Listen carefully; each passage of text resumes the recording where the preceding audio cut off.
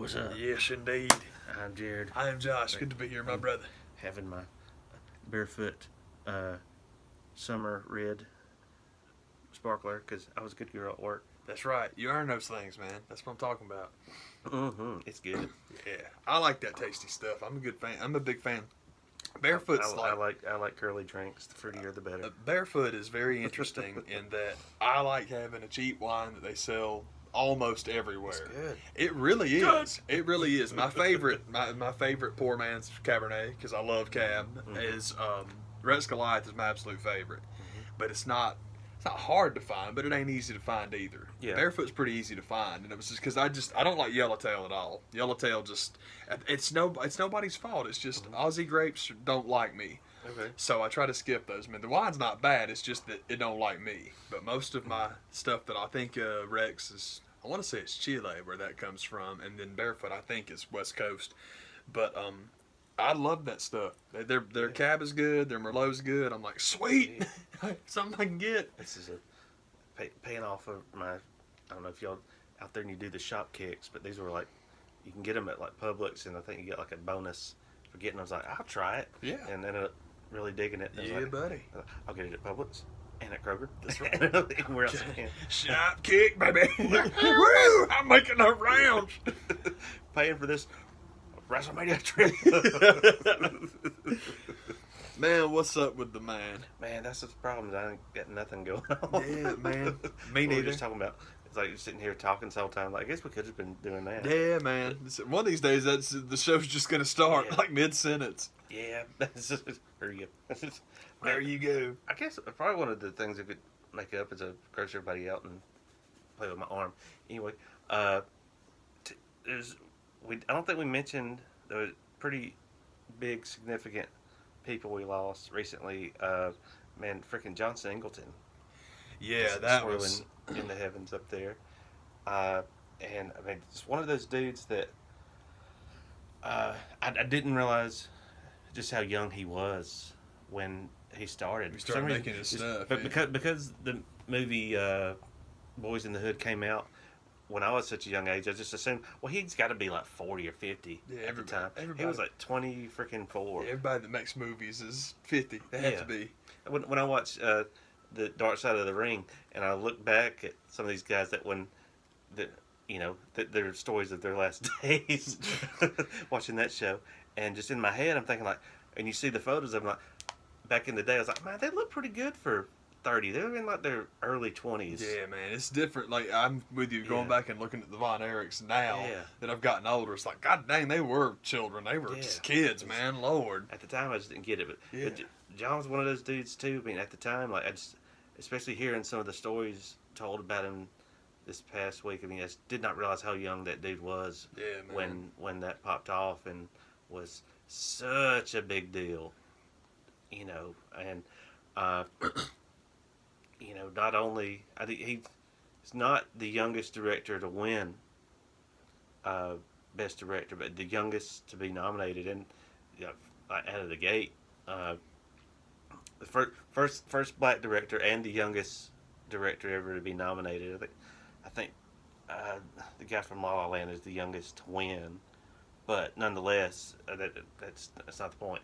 I just, I think in the years since then, I think it's not like the stuff he'd done had been less significant, but it just kind of goes to show just how hard it is to be in that business. And like, man, it's like you would think with coming off of a movie like that and having that much stroke, just hear some of the stories you heard of what he had to do afterwards. Like, even I have to work and grind to get stuff made. Oh, totally, man. It's one of those things like Singleton, I think, caught like really hard luck in that you had John Singleton, you had Spike Lee. They did not come out or around the same time for nothing. It was just like more people are making more things. More people are now producing black directors. But because we've got our black director. It's like whoever the next black superhero is going to be. Like Valkyrie. Valkyrie gets 9 seconds of screen time, man. Yeah. Because, we got T'Challa, and he got about, 4 seconds of screen time? So it's just, I think it's really unfortunate that so much stuff got covered up. But yeah, you're right. I mean, it's like, Boys in the Hood got made because it didn't cost anything, and then it was this nice success because it didn't cost anything. And then when you have projects that are going to cost money, they say no, and it's like that's crap, man. There was a story, and I don't know the ins and outs of it, but it came from the Greg Roots podcast. I'm sure he's listening to this, but I got to give him credit. There's for to it, you. where the studio towards the beginning of production started to kind of realize what they had and realize some of the buzz, and they offered him 6 figures to walk away, and he was like, we're going to end this conversation right now because I am directing this movie. It is mine. And they just didn't want to take that risk. Like, we can't take a risk of just a new director. Yeah, straight out the gate. And just the names that got made on that movie. Oh yeah, it's insane. You had Ice Cube, Cuba Gooding Jr. It was not that Lawrence Fishburne wasn't known, but I mean I think it brought him back to people's minds. But oh yeah, he's more than just Cowboy Curtis and that kid from Apocalypse Now. Apocalypse Now, yeah. Shoot, people I'm forgetting. It's everybody. You're right. Yeah, that's an all-star cast, man. That movie made a lot of people, and then he goes on to do Higher Learning, and it's continued that trend of I'm gonna make Omar Epps and White Mike, Michael Rappaport, guys like that. Tyra Banks was in that movie, so this is good. It it was just really nice to hear some of the stories. But it's like, here's a down to earth dude, just love movies and comics and talking to folks, man. And all that good stuff. And it just sucks that that's don't know if he smoked or not. It doesn't matter. He's gone. But just how closely smoking is linked to strokes, and when he had the stroke and it's one of those kind of deals where I don't know if it's to the point where if the doctor's like, I don't think you want him to live through this, and man, pull the plug. Yeah, it's rough, man. Seriously, I hate it for the family, but I think. After living a few days, we heard he'd had the stroke like the week before, and then I think like it wasn't a week or two after that he was gone. I think they knew that there's not going to be any quality after a massive stroke to that nature. So let's just remember him the way he was. Yeah, man. So that stinks, that stuff. But I heard some awesome stories about the dude, and just who would have thought that somebody that made a movie in 1990, was it? It was early 90s, yeah, somewhere in 91. there, something like that. It made a difference, And some dude growing up in Georgia was like, man, this stuff is awesome. Who would have thought? But so you had that, and then not a few weeks before that, you had Peter Mayhew pass away, like days before the big Star Wars convention, the May the 4th and all that stuff. Yeah. So, but it's a different situation. Somebody being as old as Pete was, and it stinks regardless. But I just remember him being one of the first Dragon Cons I ever went to, and just honest to God, one of those dudes that you see stand up and go, Jesus Christ! He was like 7'6" or whatever he was. Good Lord, that's awesome, man. I don't even call it that tall, but I would have massive. With the hair. I would have believed it if you told me. He told me he was like 7'12", be like every bit of it. Every bit of it. Not a word of lie, not an inch of lie. I seen it. I seen it. But it's the same story. It's every account that came out of that guy passing, like not a bad word to say about him. Yeah, man. For as sour and as crotchety as Harrison Ford can be, for him to tweet out the fact that, man, I just really love this guy, I think that's saying something. That's cool, man. So I mean, it's kind of that was the two glaring omissions I remember from the past 2 weeks of man, I forgot to mention that. There's a couple of pictures that got posted of Pete. Like, one of them was in costume and one of them was not in costume, just like backstage, set stuff, man, of him and Carrie. And I'm like, that's pretty awesome. That's kind of cool to get those. I mean, because there's good pictures of Carrie with that entire cast. They've been everywhere since she passed. But if we're feeling Carrie Fisher, by the way, man, check out her, like, the episode of 30 Rock she was on. That was quite fantastic. I loved that. That's a good one. Because Tina Fey is a Star Wars fanatic, huge Princess Leia fan.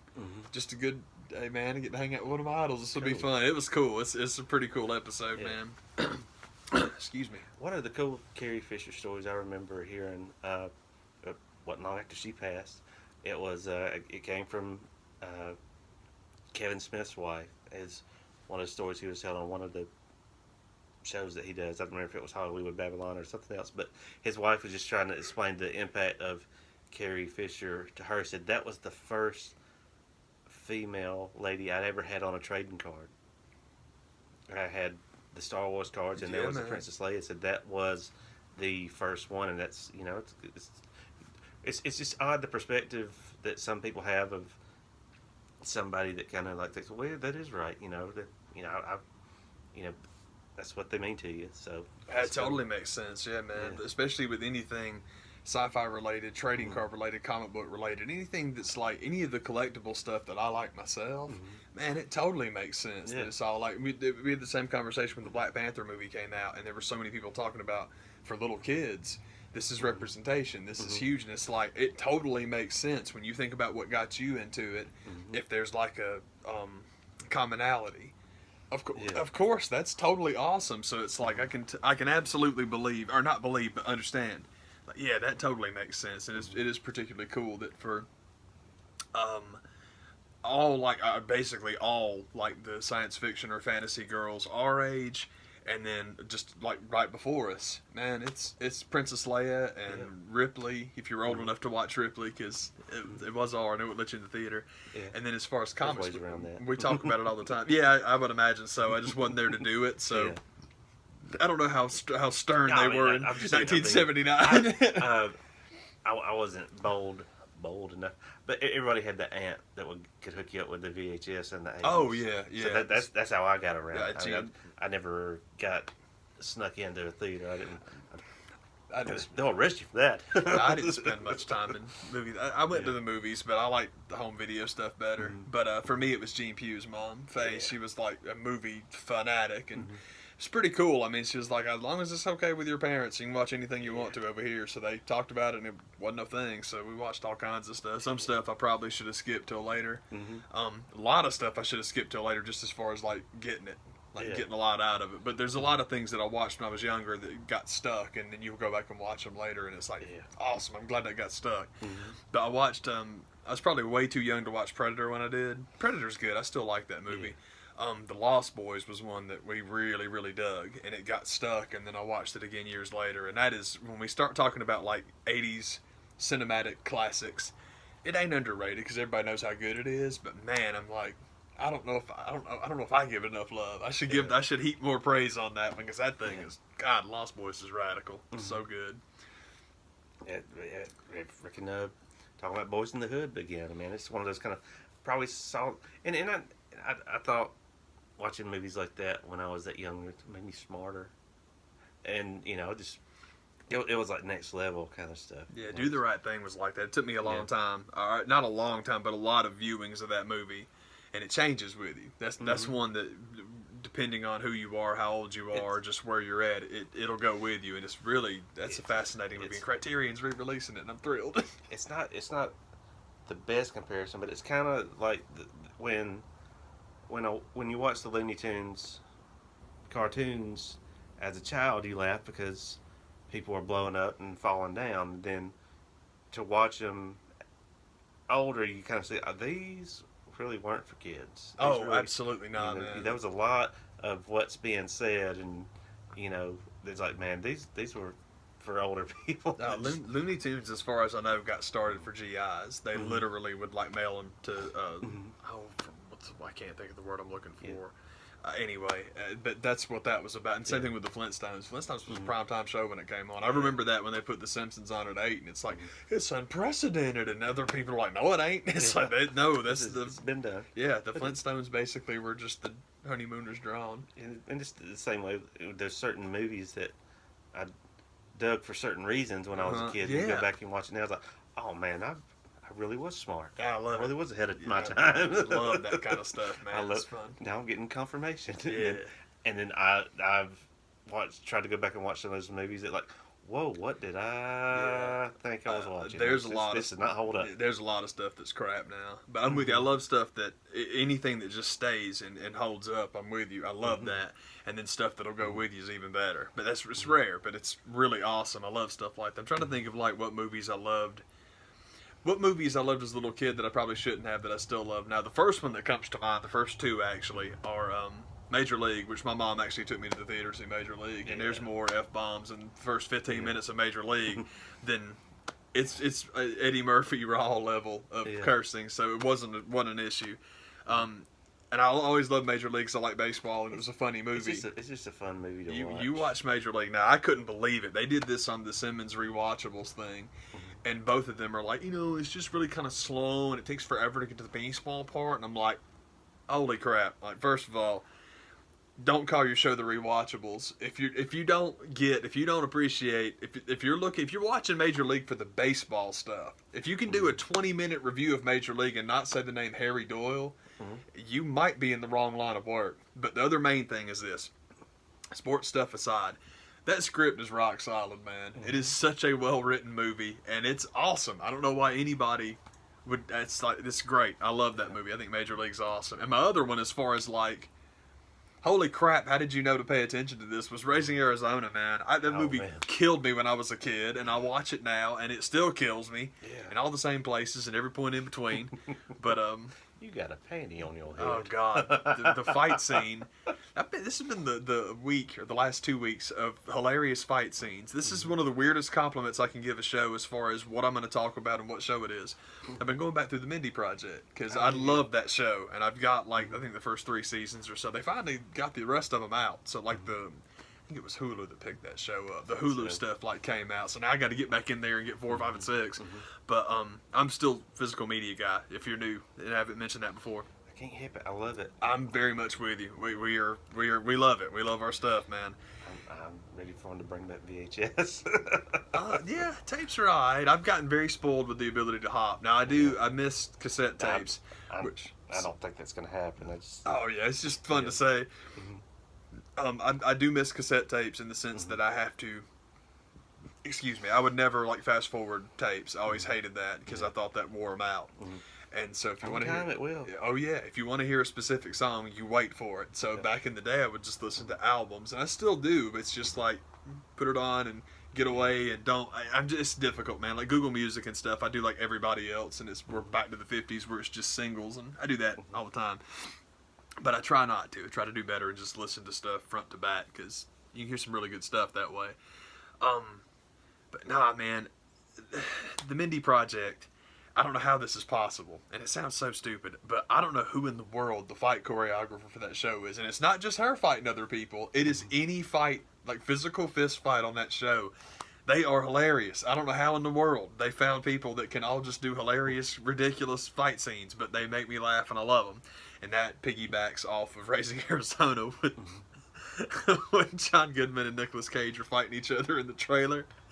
And Nick jumps up on his back, and I don't know what's going on, but basically Goodman's offense is to just swing around and hit him with his stick.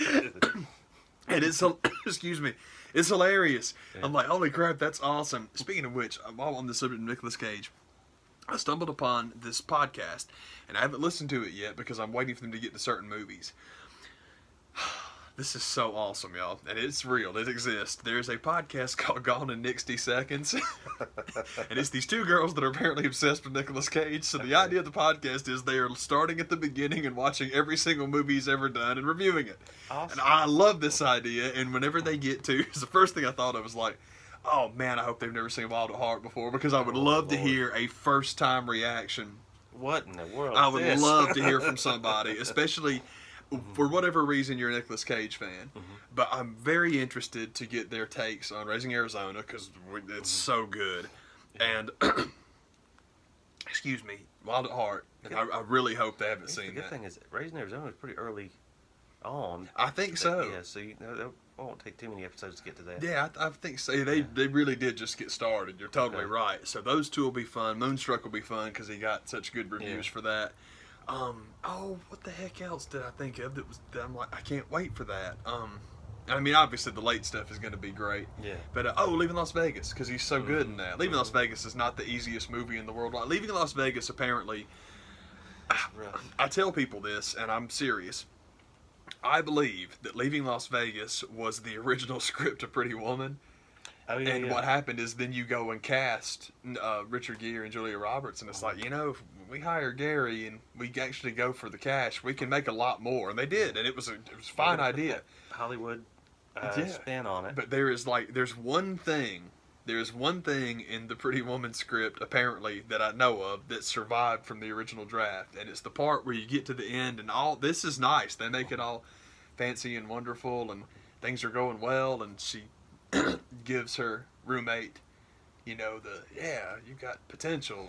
I'm going to pay for you to go to school and la-di-da. And it's all a nice scene, and it's all good. And the very next thing, she's out in the street, like, recruiting Viv's replacement. And I'm like, I swear, that's like the depressing thing they left over. It's like, oh my God, like 2 minutes ago, I'm going to give you some money to go to school. And she's Ricky Morton in the Confederate license plate. Like, oh my God. Sucker. Yeah, seriously, that scene's heavy, man. It's weird. It's strange when, like, another thing, all over the place, but this is what's fun when we don't, we really haven't done anything. We just talk. But yeah, that scene always hit me as very depressing. Another one. Boy, talk about movies that change with you or are different from the first time you saw them. We are massive. If you've seen the show before, you know this, and if not, you'll know it now. We are massive Christopher Guest fans. Love those movies. Oh, yeah. And it's the, oh God, this is just so depressing. But it's not Mighty Wind, I'm sorry, Waiting for Guffman. Yeah. And you've got, like, Eugene Levy doing his thing, and his wife is, like, they got that great shot of her in the audience. She's got the big smile on her face. She's, like, so happy and supportive, and she's going to clap for him and then doesn't because it's like nobody else is, so I don't want to go over the sun. But she's just real sweet and supportive and nice, and it's all good. And you get to the end of the movie, and it's like, I think it's 6 months later. I think they all, or a year later, something like that. I should know. They all do the same thing. Check back in with the documentary subjects. Yeah, totally, man. See where they wound up. And so Eugene Levy has moved off to Las Vegas, and he's doing his one-man show because, hey, I'm an entertainer. I've given up the dental practice, and I've got to be an entertainer, and it's going to be fantastic, and all that good stuff, and everything's great. Heavily imply, it gets worse. That's the thing. I always got the implication as well. And the last time I watched it, I noticed that there is this very, very deliberate, like, I will move to make it look like the camera motion. See, I'm Eugene Levy, and I'm sitting here talking to the camera, and it's all good. There's a very deliberate pull on the camera to where you see his left hand, specifically the third finger, and there ain't nothing on it. Yeah. And man, I'd seen that movie a lot of times before I got what they were trying to tell me there. Yeah. And oh God, it hurt, man. Yeah. I'm like, because she's such a sweetheart, and backs his play, and then he. I'm wanting to like this dude. Why y'all doing this? It's like we talk about with those movies, especially all the time, man. There's a lot of bitter to go with that sweet. Man, they'll drag you through it, especially like we've talked about. I know with For Your Consideration and God, what was the other one that's just so depressing at the end? Oh, shucks, I don't remember now, honestly, because there's some downer stuff in Best in Show. Yeah, it's true. I'm sorry. I think I go to the end of Best in Show and I think about Catherine O'Hara walking across that. I don't know how in the world. It's like watching somebody do the Elaine dance. It's like, God, how did you get so lucky that you cast Julia Louis-Dreyfus that can do that? Because I don't think you can teach somebody to do that dance, man. And then, Sweet Fancy Moses. If you want to count mascots in with the Christopher Guest stuff, and that one's a little. Whoa. Yeah, mascots. I'm with you. I was very up and down on it. The things that were in it that I liked, I really liked. There was a lot of stuff in it I didn't, and I'm with you though. There's only like 2 or 3 characters, and the good thing with his stuff is whether it's Best in Show, Mighty Wind, you pretty much like all the characters. This one though, it's only like 2 or 3 out of the 6 that you gave a dang about. Yeah, I agree. Like a lot harder to find the ones to really pull for in that one. I totally agree, man. And just way too much time on the one dude that I know neither one of us could stand. It's like, oh my God, can we please move on from this? Yeah. But when it comes to Christopher Guest movies, if it's not Parker Posey, then I'll check in with the others. But that's usually the one that I'm going to be down the most. Yeah, with. if Parker's in it, I'm pulling for her. Mhm. Even Best in Show. Yeah. I still like her. She's awesome. Parker Posey's underrated as crap, man. Oh, yeah. House of Yes and Dadgummit, Josie and the Pussycats, which is, oh God, it cannot be overstated how great that movie is. Yeah. It can't be. And it's cool too because it's that whole like, when you do like the 70s remake genre stuff, you had the Brady Bunch movies, which were great. Excuse me, Josie and the Pussycats, which was actually quite. It's very. I love that movie. Excuse me, I love that movie. I thought it was great, particularly all this. I mean, for God's sake, the bad guys in Josie and the Pussycats are Parker Posey and Alan Cumming. Yeah. It's like, holy crap, this just that's so good. And what was the other one? The Scooby-Doo movies, which I never saw, but I have only heard were quite good as far as not taking their crap too seriously. And also, that cast is solid, man, particularly the girls. I mean, they did a great... Oh, that was something else, man. How have I gone this long? It occurred to me last night, man. I was watching... Netflix has this new show called Dead to Me, and I love it. I've only watched the first episode so far, and I won't ruin what it's about or what happens because it does get swervy by the end, and I won't do it. But it's Dead to Me. Christina Applegate is the star. It's fantastic. Okay. Turns out her tag partner is Linda Cardellini, and it's like, oh, cool. It's nice to see her again. And I'm sitting. Hawkeye's wife. That's exactly what occurred to me. As I sent a tweet out last night, and I was like, man, I'm sitting here watching Dead to Me. And how in the world have I never acknowledged how happy I am that Lindsay Weir went on to marry Hawkeye? I can't believe it. I've never mentioned that. It's like, that's no good. Velma and Hawkeye got married. That's awesome. It's like, this is cool, man. Yeah. I don't want a multiverse. Mhm. I want that. I want that verse. Give me more of this. Yeah, seriously. I liked it home with the Hawkeyes. Yeah. The Hawkers. The Hawkers? No, that was one of the best parts of Endgame. The snap gets unsnapped, and like the first thing that happens is that phone rings. Jesus Christ. And that's when I was just like, now you kill him. It's more of that stuff. There's more of that stuff where I was just certain that either him or Ant-Man or both were dead. I was thinking it had to be Ant-Man simply because I think if you had killed Nat and then killed Hawkeye, you'd have had you would have had people what leaving. was all that about? You would have had people leaving Endgame like people left Game of Thrones last night. Yeah. I was telling the man because my man does not watch Game of Thrones, and so it's all good. It's just like it's maybe I've seen 10 minutes of an episode, and that was during an HBO preview. I can dig So it, man. I really can say with 100% confidence I have no idea what's going on. You ain't missing nothing. Yeah. You're not missing nothing. It's unfortunately what happens when you just try. Actually, you know what? I'll give you a for instance because this came up where we were talking about.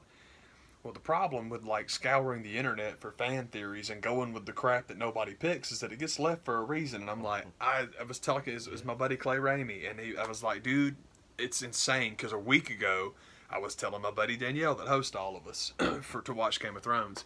Literally, I was talking to her about how I was like, yeah, this is when I like cashed out of WWE not too long ago because that's what it seemed like they were doing was they wanted to go with stuff that nobody, didn't see that coming, did you? And it's like, didn't want to see it coming. Yeah, that's it's the like, reason. Seriously, what you need to do, and Clay's idea was right. He's like, what they should do is just fire all the writers, go see what the fan theories are, and say, yep, that's a good one. And then you get your scripts for free. I'm like, you're right. He's totally right, man. Yeah. But it is what it is.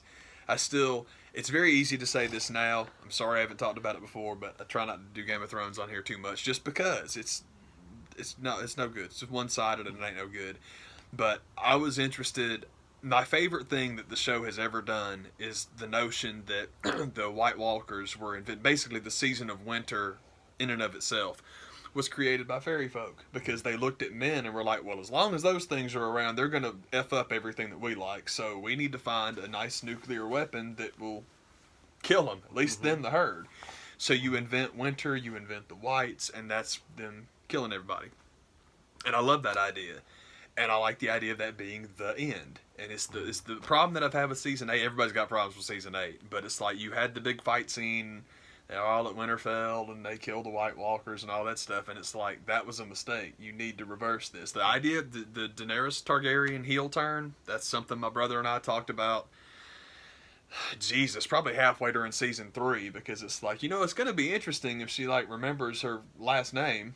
So that's not a problem. But doing the Daenerys heel turn, burn King's Landing, do everything you've done, just do it through the first 3 episodes, or the first 4, or the first whatever, and then go to Winterfell, do your thing, and then everybody dies. I think that would have been so much cooler. But apparently, I'm waiting for the story that ends that way, because that was the same thing I wanted Fury Road to do. Yeah, I thought that Fury Road, I thought the idea of the women that were out in the desert, the ones that were so into the seeds and whatnot, the idea of women basically rescuing women from other dudes in an attempt to end all bloodlines, I thought was fascinating. I think that's a fantastic idea. So that's the deal is, okay, you hunt guys and you kill guys because they have sperm cells. Sperm cells fertilize eggs, that leads to more people, and more people's the last thing we want. Quite literally, we're it. I just love the idea of this group of like pirate women who make the decision for the species, we're done. And that's the whole thing, is like basically you round up anything with a Y chromosome and you kill it. And then you throw seeds out and then you die and plants come back and the scourge that is mankind is no more. That's a cool idea. I love that idea, but I guess if you have a lot of ladies pull up into town and kill a bunch of little kids painted white and, war boys, I guess maybe you don't want that. But everybody says they want a down ending. Everybody says they want gore. I'm like, give it to them. But I like that idea. So I had that idea with Mad Max.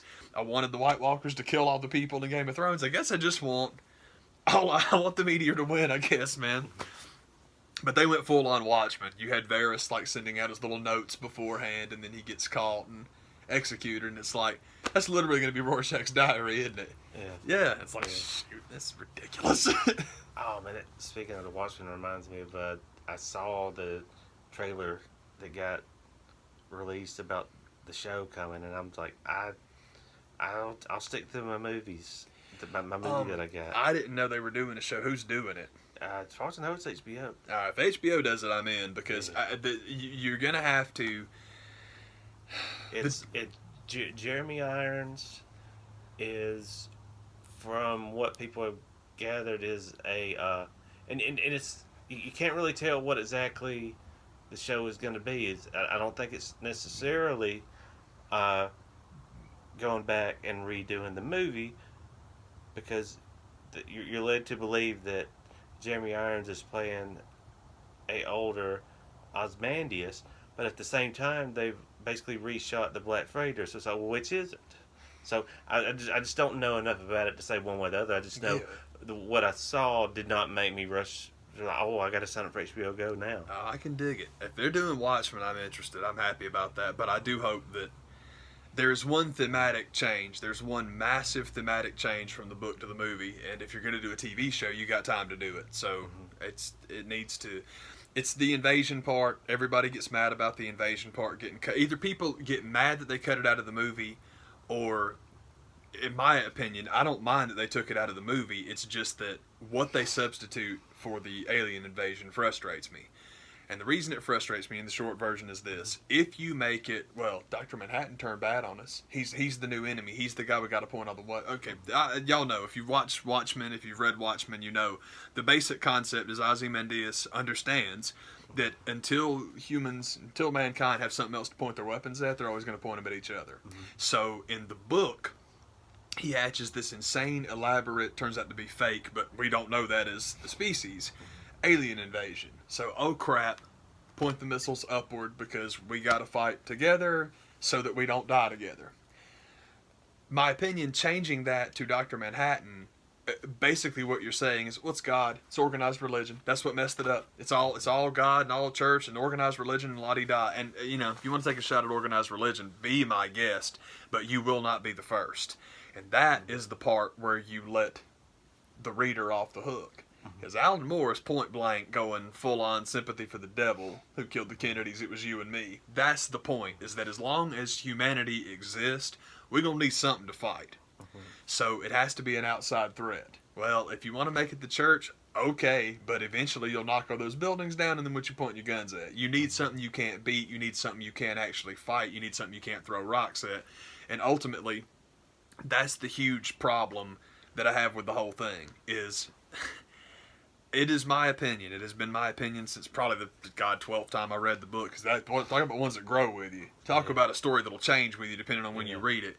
Took me a long time to come to this, man, but I am quite certain that, well, it's just so stupid. I mean, you have like this dumb alien invasion. It was just so dumb. I think it's so stupid. It's supposed to be. And what I mean by that is Alan Moore is basically playing a joke on us the whole time. And you get to the 12th book of Watchmen, and it's like, okay, you're reading a comic magazine. Did you really think that the explanation of how to end all war and strife of mankind was going to come to you in the form of any written word, spoken word, by a politician, by a comic book writer, by a movie theater, by anything? Do you really think there's any solution to mankind's desire to kill each other? That's ridiculous. You know what I'm saying? That's more ridiculous than the fake alien invasion. But the entire point is, the story begins with a character called the Comedian for a reason. And when he's choking and dying and laughing and all that stuff, man, it's all a joke. What do you think he's talking about? That's what it is. So I love the idea if they really want to do it, because I love the idea of them doing a TV show. But you gotta indict the viewer. It's our fault. That's what the book tells you. And yeah, it's uncomfortable, but you know what? I thought we liked uncomfortable. I thought the Red Wedding was our favorite scene from Game of Thrones. Look, man, if we really want to be uncomfortable, let's find out how uncomfortable we can get. Yeah, man.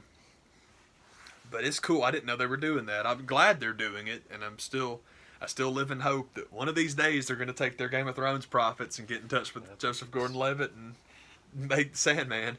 Because I'm happy that he. I think the story that I've heard is that he really gives a crap, and that was the whole point. Is that, well, we got to chop this down and do this, and he's like, you know what? I'd rather not do it than do it wrong. I'm like, good for you, man. Cool. Yeah. It's not worth it. You know, this is a sacrifices, compromises I just can't make. I think it's cool. I like it, and also there's so many options now because HBO, of course, is alpha. But if HBO don't want to do it, take it to Netflix. Netflix will greenlight anything, which I know is the joke on South Park, but it's true, and it's great because, excuse me, for so many people that either want to make movies or used to make movies and now want to do their own thing and literally call their own shot, dude, Netflix is like, Netflix in practice is what people think AEW is going to be in theory. You hope that's what it is. I think it is too. You take less money, but boy, you get a lot more control. And watch Dead to Me. It's good. It did not take long at all. First of all, it's neat because I like both of them. And secondly, it's cool to see Christina Applegate get to do, I don't want to say straight up drama. It is, but it's not. But it's just, we all know she's hilarious. Yeah. She was hilarious as Kelly Bundy. And then, Veronica Corningstone. It's like she's, and then, oh God, Sweetest Thing, man. If you haven't seen The Sweetest Thing, oh my God, she's so awesome in that. It is worth your time. Her freaking impersonation of Julia Roberts in the Pretty Woman scene. Back to Pretty Woman, man. Maybe I need to watch that.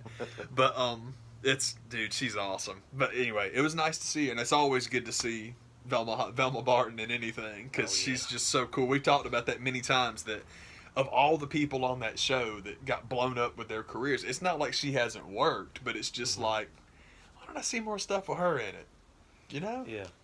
And Freaks and Geeks was one of those shows that always came up to top people's list of getting a reboot or getting a redo or a season 2. Like, man, I hope it never happens, just because the what we got, to me, is so good. Now, if they can't ruin it, and if you go back and do it again, I think anything that you do now is going to diminish, other than just totally straight up using the name and doing an updated story that has no connection whatsoever. But who's going to care? Just call it something else and just let it. But that one was one of the ones that kept getting brought back up. Yeah. Like, are we going to do a season 2? Or I just hope it never happens. Like Firefly. Yeah. Yeah, so we're good. But luckily that worked out, and the movie that we got to go along with the season of the show was good. But I don't want anything else. Yeah, it's strange. This is exactly what we were talking about with Far From Home. And Chris Evans is in the credits for Far From Home, and I'm like, that sucks. It's just going to be a cameo. It won't be a big deal. And I'm like, I don't think you're wrong. I think you're probably bang on right. But a cameo here is 5 minutes, and the next one and 10 minutes after that. And again, it's what bums me out about the multiverse. I really liked Infinity War and Endgame, having some gravity to it. And if we're just going to do the DC thing, then nothing means anything. And I get it. For the comic books, I totally understand where everybody comes back to life, because you're not going to kill those characters. Everybody gets that. But the thing about the books, and this is something, I know the man and I agree on this. I think everybody does this, because honest to God, do you know anyone that's read 7,000 issues of the X-Men? I hope not. You pick and choose. Yeah. You totally pick and choose where your story starts and where it ends, and that stuff is fun, man. It's like, for me, Kitty Pryde is still dead. The Wasp is still dead. Just because, man, after I read Mighty Avengers where they killed the Wasp, it was awesome. That story was incredible. So I'm like, I don't need to read till she comes back. I like this.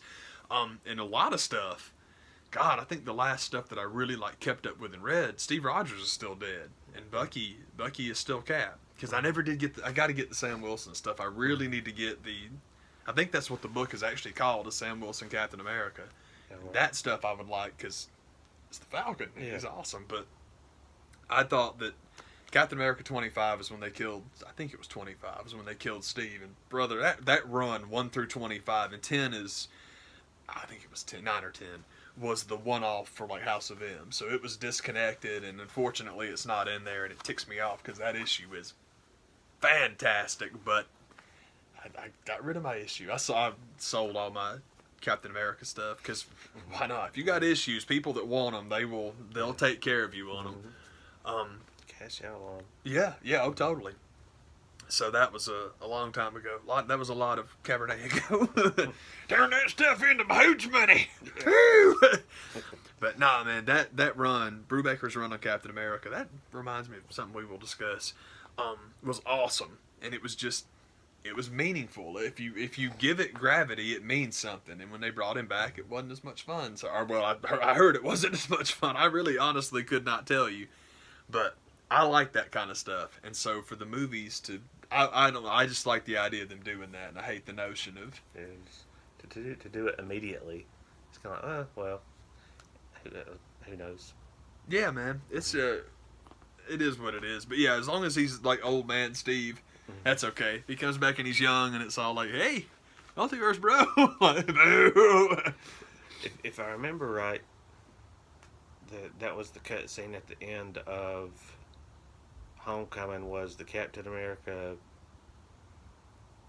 So you're in the video. The video of being, so you're in detention. So I'm thinking maybe it'll be more of that, but I didn't know that they would even, if it was going to be that deep in the cut, that they would even add him to the cast list, or try to keep that a little bit of a surprise. But yeah, man, I hadn't heard that. But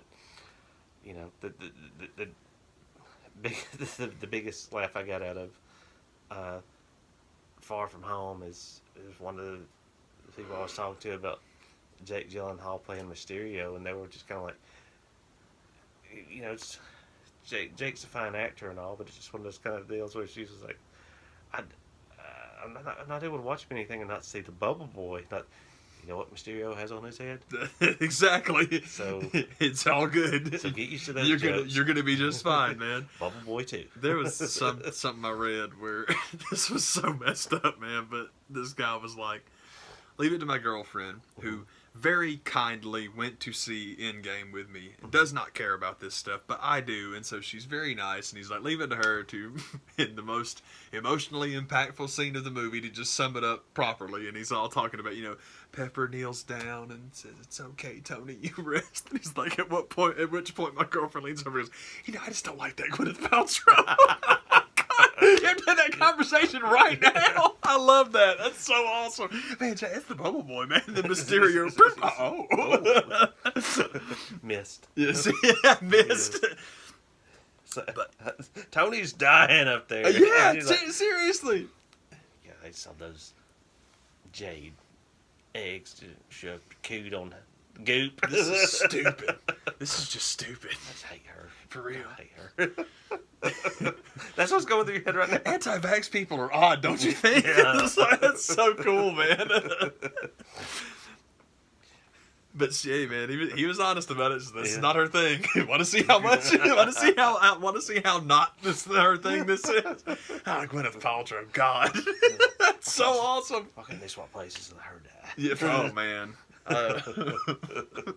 That's what I'm gonna say the next time I watch. Next time I watch Endgame, man, and it's all like Avengers. Assemble. You know, Paul Rudd is Ant-Man. Yeah. Come on. I'm just gonna start bagging on the people in the cast I don't like. Yeah, I don't buy it. For real, man. I read something where somebody was talking about. I've read lots of stuff with people complaining about Captain Marvel being overpowered and stuff like that, but it's more of that stuff where, for this movie in particular, I think it's just people I think it's just bait. Because I thought she was fine. I thought they did a good job, and it's like, if you're fussing about this, you really... Because, again, social media is so weird. Digging pretty deep. It just seems like something to get a rise out of people. Because social media is so strange that whenever you look at, like, tweet stats, it ain't likes, it ain't dislikes, it's interactions. They call them that for a reason. Because a bad one's just as valuable as a good one. Because... you at least have to click on the thing, and it's like that's what a lot of people live off that. So it's all, I mean, who do you know that's social media famous that is like positive? It doesn't happen. So it's like, I mean, I just think that it's really easy. It's more the stuff we talk about with like there's so many reviews, God, so many people about like, well, it's so clear if you watch Infinity War. God, I keep doing it wrong. Still, I'm doing it wrong. Sorry, guys. If you watch Endgame, it's just clear that Marvel does not care about their cinematic universe for women. And it's like, that sounds like something an MRA would write. I mean, it really does. I don't believe you for 1 second. Anything that's way too on the nose of the worst stereotype you can imagine, it's the other side. I don't believe that stuff. So don't click on it. Don't read it. Not only are you wrong, it just sounds like you didn't even watch it. Yeah, it's like there's no... Well, what could I say to just get people to, turn their eye on my influencing? Yeah, it's like, it's literally... It's weird, too, because people, like, the knock now is clickbait, and I'm like, back in the day, they used to just call that a headline. Yeah. It's always been the exact same thing, man. So it's like, whatever, dude. But seriously, all that negative junk, who cares? Ain't got no time for it. But I'm gonna bash Paul Rudd the next time I watch it anymore, because that's just... I did it again, the Endgame. Gwyneth Paltrow, my God. That's so awesome. It's like, dude, what's wrong with you? But man, that's like of the next phase, if you want to call it that. And most of the stuff I've seen is fake. The second the rat stumbles across the keyboard and sends it back like, oh God. Yeah, seriously, man. That was a strange thing. So many people were whining about, oh, the rat's the real hero. You're telling me that the rat's just going to happen to do that? I'm like, yeah, Doctor Strange knew it. Again, I don't know how to make it. I don't know how to make it more clear to you guys that the scenario Doctor Strange looked at did not start at any point after that. He's watching everything. It's all of it, man. Yeah. It's all of it. It's cool. It's cooler that way. At the same time, of all the gajillion scenarios he went to see, lucky for us, he happened to be in the one damn timeline where it worked, because now we have an infinite universe. I really hope they're not going to do that. It's stupid, and it's probably dumb to think they'll leave those characters gone, but I kind of hope they leave those characters gone. Getting Chris Evans to come back and play Captain America is not like just getting somebody new to draw the thing. It's different. I like the idea of... But also, going back to the thing we did say about Infinity War, and I actually mean Infinity War this time, that can be the end if you want it to be. It's great. It was awesome. Yeah. But anyhow, I don't know of anything in the next phase that I'm really excited about except Doctor Strange 2 and Guardians 3. And I think that's about it, man. Yeah. I mean, it's about it. It's a bummer. I couldn't tell you what's coming up. I just know that there's not much on the horizon that I'm like, oh yeah. Yeah, that stuff I'm into because Guardians apparently whatever they do with that series, I'll be there. Especially if they bring James Gunn back, and I'd be surprised I've if heard they that's do. all but done. I would be shocked if they left him gone. I just don't think that. He is that from what I've heard, he is coming back. He is signed back up, but his FU is like, oh yeah, by the way, I am directing the second Suicide Squad, so that's gonna happen before I can come back. So he's like, it's stick to it, to them guns, Hey, yeah, James man. Gunn. Yeah, they don't own you, man. I mean, Yeah. it's like you had Thanos went and played Cable. Mm-hmm. Yeah. No, Deadpool's not part of the MCU. I know most people understand Oh, that, but some people get huffy about that stuff, and it's like, no. I was talking about Brubaker's cap earlier, and I'll wrap this up, man. But I was trying to think of what, my favorite creator runs are on books. So we talked about, man. Jared and I've always been like bigger fans of like trades. And this is the story. You can read this story. You're good to go. You don't need to read 5,000 issues. This is you. Yeah. And it's fun to have your bookmarks be where a guy took over and new artist, new writer, stuff like that. That stuff is a lot of fun. And I think I finally got my number one. I know I'm springing it on you, man. Does something come to mind of one that's just like, holy crap, great? Everybody goes back to the Dark Knight Returns and kickoffs like that being like quintessential. That's the first thing that pops in my mind every time. That one's great, man. Yeah. It holds up, especially the first three issues. The last issue is just Frank doing the Frank Miller thing, but it's the first three are overwhelmingly good. That's man, if I was ranking Batman stories, which would not take me long because I really haven't read that many of them, but the ones I've read, there's a lot I like. It's strange. There's so few stories, but so much quality. Like the ones I've read, I really dig. Yeah. Dark Knight Returns is awesome. Year One is really good. Long Halloween is probably my absolute favorite. Oh yeah. Because it's just such a cool idea and story, and it's like, God, that's fascinating. And that's instead of all this Gotham BS, that's what somebody should do. If you want to do a Batman television series, you should literally take the Long Halloween and make 12 episodes. 12 episodes. Yep. That'd be awesome, man. Yeah. It's hard not to go with. I mean, the most impressive thing I've ever seen is Sandman, but that's one guy. This is it. It's these 75. We're done. It's good. Yeah. But as far as a dude taking over a book, for me, it would have to be Mark Waid's Fantastic Four. I loved that so much, and I mean, Burns' Fantastic Four is awesome. Burns, for Pete's sake, man, it'll come back to me in a second, man. Busiek's Avengers, I love that. Simonson's Thor, God, that stuff that's some Hall of Fame stuff right there, man. Oh, Dan Slott's She-Hulk, I would have that one up there too. Dan Slott's She-Hulk is probably my favorite run of any single character ever, including Thor. But Simonson's Thor is painfully good. Yeah. God dang, that sucker's good. Yeah, man. Yeah, man.